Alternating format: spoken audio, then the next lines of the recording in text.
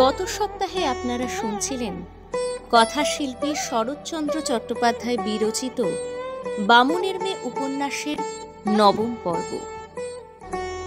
শরৎচন্দ্র চট্টোপাধ্যায় মানুষটি ছিলেন বড়ই প্রেমময়, যিনি এইটে উপলব্ধি করতে পারেন যে ভালোবাসাটার মতো এত বড় শক্তি, এত বড় শিক্ষক সংসারে বুঝি আর নাই।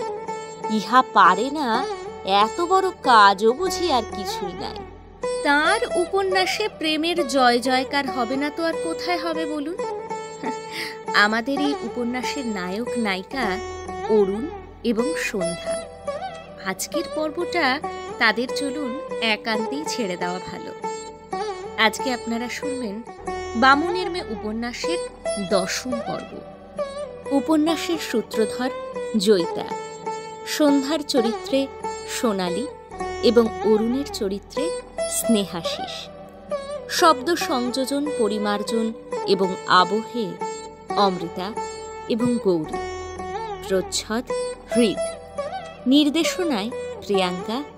মূল ভাবনা সায়নী। শুরু হচ্ছে কথাশিল্পী শরৎচন্দ্র চট্টোপাধ্যায় বিরচিত বামুনের মেয়ে উপন্যাসের 10ম পর্ব।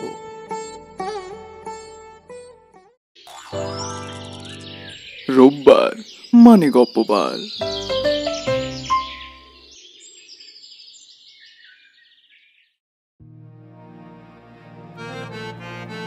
আজ সমস্ত দিন ধরিয়াই কাছে ও দূর হইতে সানাইয়ের করুণ সুর মাঝে মাঝে ভাসিয়া আসিতেছিল।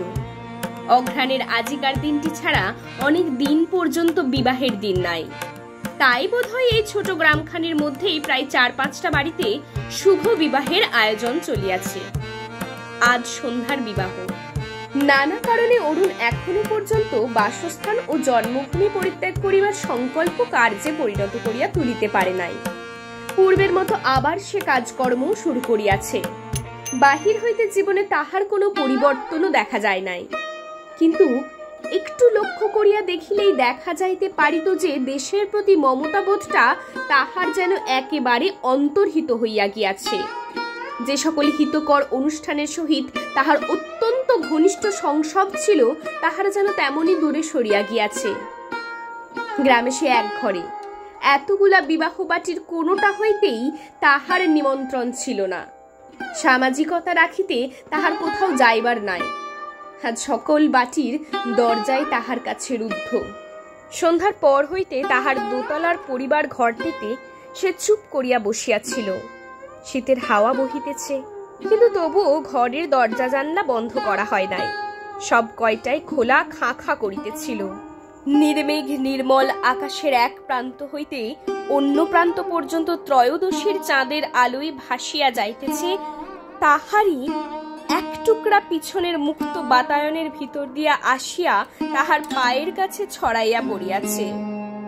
তাহার সম্মুখের খোলা বারান্দার অদূরে একটা ছোট নারিকেল বৃক্ষের মাথার উপর পাতায় পাতায় জ্যোৎস্নার আলোক পড়িয়া ঝকঝক করিতেছিল। সে তাহার প্রতি অর্ধজাগ্রত অর্ধ নিদ্রাতুরের ন্যায় চাহিয়া কি যে ভাবিতেছিল তাহার কোনো ঠিকানা ছিল না। পাচক আহারের কথা জিজ্ঞাসা করিতে আসিলে ক্ষুধা নাই বলিয়া তাহাকে বিদায় করিয়া দিল, এবং দেওয়ালে একটা অন্ধকার স্থান হইতে ঘড়িতে 11টা বাজিয়া তাহার শোবার সময়টা নির্দেশ করিয়া দেওয়া সত্ত্বেও আজ তাহার নড়িবার ইচ্ছাই হইল না। যেমন ছিল তেমনি নিঃশব্দে স্থির হইয়া বসিয়া রহিল। হঠাৎ তাহার কানে সদর দরজায় কড়াঘাতের আওয়াজ এবং পরক্ষণে তাহা খোলার শব্দও শুনিতে পাইল। একবার ইচ্ছা করিল ডাকিয়া হেতু জিজ্ঞাসা করে, কারণ পল্লীগ্রামে এত রাত্রে সহজে কেহ কাহারও বাটিতে যায় না। কিন্তু উদ্যমের অভাবে প্রশ্ন করা হইল না, কিন্তু অধিকক্ষণ ভাবিতে হইল না। মুহূর্ত কয়েক পরেই দ্বার প্রান্তে নূতন রেশমের শাড়ির প্রবল খসখস শব্দের সঙ্গে সঙ্গেই কে একজন ঝড়ের মতো ঢুকিয়া তাহার পায়ের কাছে উপুর হইয়া পড়িল। অরুণ শশব্যস্তে উঠিয়া দাঁড়াইয়া দেখিল জ্যোৎস্নার আলোকে ইহার পরিধানের রাঙা চেলি চকচক করিতেছে। এ যে কে তাহার চক্ষের নিমেষে উপলব্ধি করিয়া ভয়ে বিষয়ে তাহার সমস্ত বুকের ভিতরটা সেই মুহূর্তেই একেবারে শুকাইয়া উঠিল। সে যে কি বলিবে কি করিবে কিছুই ভাবিয়া পাইল না, কিন্তু তাহারও সময় রহিল না। একটা ভয়ানক মর্মান্তিক চাপা কান্নায় অকস্মাৎ ঘরের বাতাস, ঘরের আঁধার, ঘরের ম্লান আলোক, ঘরের যাহা কিছু সমস্ত একসঙ্গে এক মুহূর্তে যেন চিরিয়া খান খান হইয়া গেল। মিনিট 2-3 হতবুদ্ধির ন্যায় নিঃশব্দে থাকিয়া অরুণ একটুখানি সরিয়া দাঁড়াইয়া জিজ্ঞাসা করিল, ব্যাপার কি সন্ধ্যা? সন্ধ্যা মুখ তুলিয়া চাহিল। তাহার পরিধানের রাঙা চেলির সঙ্গে সর্বাঙ্গের অলঙ্কার জ্যোৎস্নায় জ্বলিতে লাগিল। সুন্দর ললাটে চন্দ্ররশ্মি পড়িয়া চন্দনের পত্র লেখা দীপ্ত হইয়া উঠিল এবং তাহারে ঈষৎ নিম্নে অশ্রু ভরা আয়ত চোখ দুটি জল করিতে লাগিল। নারীর এমন রূপ অরুণ আর কখনো দেখে নাই। সে যেন একেবারে মুগ্ধ হইয়া গেল। সন্ধ্যা কহিল, অরুণদা, আমি বিয়ের পিড়ি থেকে পালিয়ে এসেছি তোমাকে নিয়ে যেতে। আর আমার লজ্জা নেই, ভয় নেই, মান অপমানের জ্ঞান নেই। তুমি ছাড়া আজ আর আমার পৃথিবীতে কেউ নেই। তুমি চলো। কোথায় যাব? যেখান থেকে এই মাত্র একজন উঠে চলে গেল সেই আসনের উপরে। অরুণ মনে মনে অত্যন্ত আহত হইল। কাণ্ডটা কি ঘটিয়াছে সে বুঝিল। কিছু একটা কলহের পর বরপক্ষীয়েরা জোর করে পাত্র তুলিয়া লইয়া গেছে। হিন্দু সমাজে এরূপ দুর্ঘটনা বিরল নহে। তাই সেই অপরের পরিত্যক্ত আসনে অকস্মাৎ তাহার ডাক পড়িয়াছে। যেমন করিয়াই হোক আজ সন্ধ্যার বিবাহ হওয়া চাই। কিন্তু নিজে আঘাত খাইলেও অরুণ প্রতিঘাত করিতে পারিল না। বরঞ্চ সস্নেহ ভর্ৎসনার কণ্ঠে কহিল, ছি, তোমার নিজে আসা উচিত হয়নি সন্ধ্যা। এমন তো প্রায়ই ঘটে। তোমার বাবা কিংবা আর কেউ তো আসতে পারতেন। বাবা বাবা ভয়ে কোথায় লুকিয়েছেন। মা পুকুরে ঝাঁপ দিয়ে পড়েছিলেন, তাকে ধরাধরি করে তুলেছে। আমি সেই সময় তোমার কাছে ছুটে এসে পড়েছি। ওহ, এত বড় সর্বনাশ কি পৃথিবীতে আর কারো হয়েছে? আমরা বাঁচব কি করে? তাহার শেষ কথাটাই অরুণ পুনরায় ঘা খাইল। কহিল, কিন্তু আমাকে দিয়ে তো তোমার কুল রক্ষা হবে না সন্ধ্যা। আমি যে ভারী ছোট বাবু, কিন্তু দেশে আরো অনেক কুলীন আছে। আমার বাবা হয়তো এতক্ষণ সেই সন্ধানই গেছেন। সন্ধ্যা কাঁদিয়া বলিল, না না না অরুণদা, বাবা কোথাও যাননি। তিনি ভয়ে পালিয়ে গেছেন। আমাকে আর কেউ নেবে না, কেউ বিয়ে করবে না। কেবল তুমি ভালোবাসো, কেবল তুমি আমাকে চিরদিন মান দিয়ে রাখবে। তাহার ভয়ানক উচ্ছৃঙ্খল অবস্থায় অরুণ ক্লেশ বোধ করিল। হাত ধরিয়া তুলিবার চেষ্টা করিতে সন্ধ্যা বাধা দিয়া বলিল, না, আমি উঠবো না। যতক্ষণ পারি তোমার পায়ের কাছে পড়ে থাকবো। কুল রক্ষা হবে না বলছিলে? কার কুল অরুণদা? আমি তো বামুনের মেয়ে নই। আমি নাপিতের মেয়ে, তাও ভালো মেয়ে নই। আজ আমার ছোঁয়া জল কেউ খাবে না। ওহ, এত বড় শাস্তি আমাকে তুমি কেন দিলে ভগবান? আমি তোমার কি করেছিলাম? অরুণ চমকাইয়া উঠিল। তাহার হঠাৎ মনে হইল বুঝিবার সন্ধ্যা প্রকৃতিস্থা নয়। হয়তো এই সমস্তই তাহার উষ্ণ মস্তিষ্কের উদ্ভট বিকৃত কল্পনা। হয়তোবা এ সকল কিছুই ঘটে নাই। সে পলাইয়া আসিয়াছে, বাড়িতে তাহাদের এতক্ষণ হুলস্থুল বাঁধিয়া গিয়াছে। তাহাকে শান্ত করিয়া বাড়ি পাঠাইবার অভিপ্রায়ে সস্নেহী মাথায় হাত রাখিয়া ধীরে ধীরে বলিল, আচ্ছা চলো সন্ধ্যা, তোমাকে বাড়ি নিয়ে যাই। সন্ধ্যা গড় হইয়া প্রণাম করিয়া তাহার পায়ের ধুলো মাথায় লইয়া বলিল, চলো। তুমি যে যাবে সে আমি জানতুম, কিন্তু আমার সমস্ত কথা শুনে তবে চলো। নইলে কি জানি, তুমিও হয়তো কি বলেছিলুম তোমাকে একদিন, ছোট বামুন না? আজ বোধ হয় সেই পাপেই কেবল প্রমাণ হয়ে গেল আমি বামুনের মেয়ে নই। ওহ, আমরা বেঁচে থাকবো কি করে অরুণদা? তাহার মানসিক যাতনার পরিমাণ দেখিয়া অরুণের মন আবার দ্বিধাগ্রস্ত হইয়া উঠিল। তাহার মনে হইল হয়তোবা যথার্থই কি একটা ঘটিয়াছে, হয়তোবা সে সত্য ঘটনায় বিবৃত করিতেছে। আস্তে আস্তে জিজ্ঞাসা করিল, কে কথা প্রমাণ করল? কে? গোলক চাটুর্যে। হ্যাঁ, সেই। কি আমাকে সে বলেছিল জানো না? আচ্ছা থাক তবে সে কথা। মা আমাকে সম্প্রদান করতে বসেছিলেন, আমার ঠাকুরমা চুপ করে দাঁড়িয়েছিলেন। এমনি সময় মৃত্যুঞ্জয় ঘটক দুজন লোক সঙ্গে নিয়ে উপস্থিত হলো।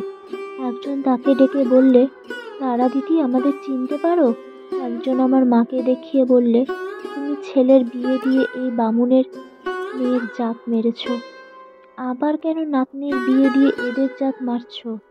তারপরে বাবাকে আঙুল দেখিয়ে সবাইকে ডেকে বললে, তোমরা সবাই শোনো, এই যাকে তোমরা পরম কুলীন প্রিয় মুখুজ্জে বলে ডাকো, সে বামুন নয়, সে হিরুনাথের ছেলে।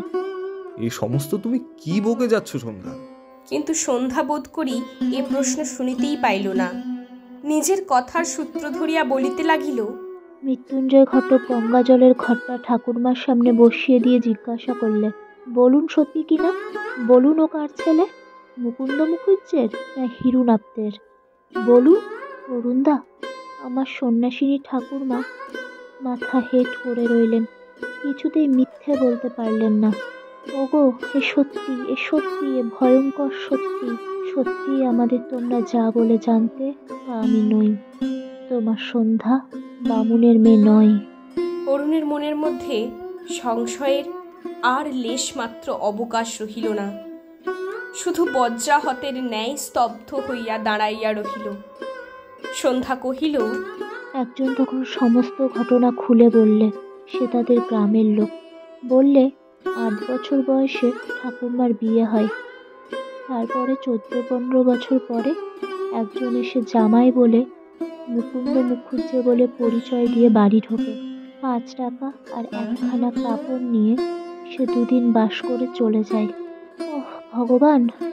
অরুণ তেমনি নির্বাক নিশ্চল হইয়া রহিল। সন্ধ্যা কহিল, কি বলছিলাম অরুণদা? হ্যাঁ হ্যাঁ, মনে পড়েছে। তারপর থেকে লোকটা প্রায়ই আসতো। ঠাকুরমা বড় সুন্দরী ছিলেন, আর সে টাকা নিত না। তারপর একদিন যখন সে হঠাৎ ধরা পড়ে গেল, তখন বাবা জন্মেছেন। আমি মা হলে কলার টিপে মেরে ফেলতাম, বড় হতে দিতাম না। কি বলছিলাম? অরুণ অস্ফুট স্বরে বলিল, লোকটা ধরা পড়ে গেল? হ্যাঁ হ্যাঁ, তাই, ধরা পড়ে গেল। তখন সে কি কথা স্বীকার করলে জানো? বললে একটু কাজ সে নিজের ইচ্ছেই করেনি, তার মনিব মুকুন্দ মুখুজ্জের আদেশেই করেছে। একে বুড়ো মানুষ, তাতে 5-7 বছর থেকে বাতে পঙ্গু, তাই অপরিচিত স্ত্রীদের কাছ থেকে টাকা আদায়ের ভার তার উপর দিয়ে বলেছিলেন, হিরু, তুই বামুনের পরিচয় মুখস্থ কর, একটা পৈতে তৈরি করে রাখ, এখন থেকে যা কিছু রোজগার করে আনবি তার অর্ধেক ভাগ পাবি। এই কাজ সে আরও করেছিল নাকি?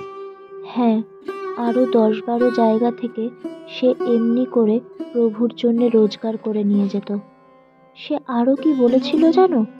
বলেছিল এ কাজ নূতনও নয়, আর তার মনিবই কেবল একলা করেন না, এমন অনেক ব্রাহ্মণ দূরাঞ্চলে বখরার কারবারে অপরের সাহায্য নিয়ে থাকেন।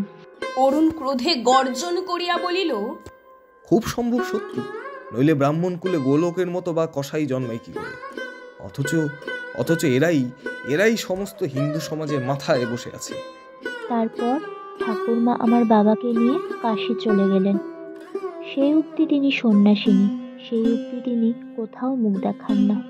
হিরু নাকি জিজ্ঞেস করেছিল, ঠাকুরমশাই, পরকালে কি জবাব দেব? তার মনিব বলেছিলেন, সে পাপ আমার, আমি তার জবাব দেব। হিরু জিজ্ঞেস করেছিল, তাদের গতি বা কি হবে ঠাকুর? ঠাকুরমশাই হেসে বলেছিলেন, তারা আমার স্ত্রী, তোর নয়। তোর এত দরদ কিসের? যাদের চোখে দেখিনি, চোখে দেখব না, তাদের গতি কি হবে না হবে সে চিন্তা আমারই বাকি, তোরই বাকি। আমাদের চিন্তা টাকা রোজগার। অরুণদা, তাই সেদিন আমার ঠাকুরমা তোমার কথায় কেঁদে বলেছিলেন, সন্ধ্যা, যাতে কে ছোট কে বড় সে কেবল ভগবান জানেন। মানুষ যেন কাউকে কখনো হীন বলে ঘৃণা না করে। কিন্তু তখন তো ভাবিনি তার মানে আজ এমন করে বুঝতে হবে। কিন্তু রাত যে বেশি হয়ে যাচ্ছে, আমাকে নিয়ে তোমার কখনো দুঃখ পেতে হবে না অরুণদা। তোমার মহত্ব, তোমার ত্যাগ আমি চিরজীবনে ভুলব না। বলিয়া সে নির্নিমেষ চক্ষে চাহিয়া রহিল। অরুণ অনিশ্চিত কণ্ঠে সংকোচের সহিত বলিল, কিন্তু এখন তো তোমার সঙ্গে আমি যেতে পারি না সন্ধ্যা। সন্ধ্যা চকিত হইয়া কহিল, কেন? তুমি সঙ্গে না গেলে আমি দাঁড়াবো কোথায়? আমি বাঁচবো কি করে? এই আকুল প্রশ্নের জবাবটা অরুণ হঠাৎ খুঁজিয়া পাইল না।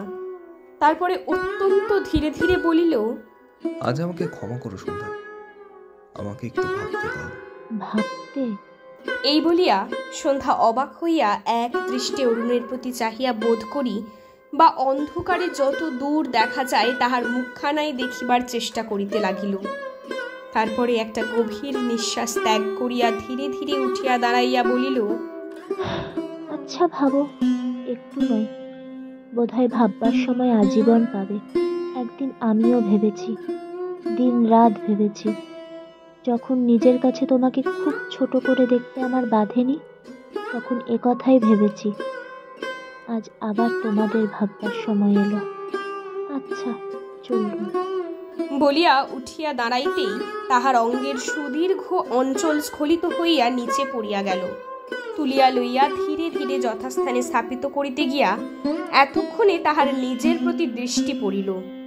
অকস্মাৎ শিহরিয়া উঠিয়া কহিল, ভগবান, এই রাঙা চেলি, এই গায়ের গহনা, এ আমার কপালের কোণে চন্দন, এসব পড়বার সময় কথা কে ভেবেছিল?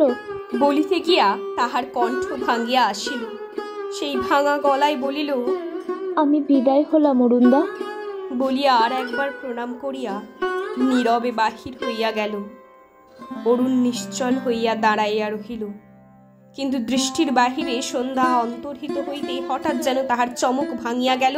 ব্যগ্র ব্যাকুল কণ্ঠে চাকরটাকে বারবার ডাক দিয়া বলিতে লাগিল, শিবু, যা যা সঙ্গে যা। বলিতে বলিতে সে নিজেই ছুটিয়া তাহার অনুসরণ করিল।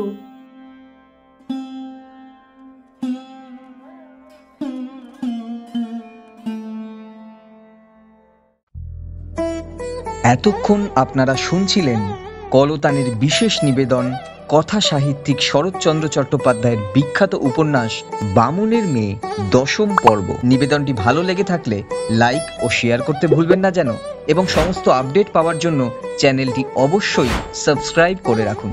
আগামী সপ্তাহে ঠিক এই সময় আপনাদের কাছে আমরা নিয়ে হাজির হব বামুনের মেয়ে একাদশ পর্ব। ততক্ষণ সকলে ভালো থাকুন, সুস্থ থাকুন এবং শুনতে থাকুন কলতান।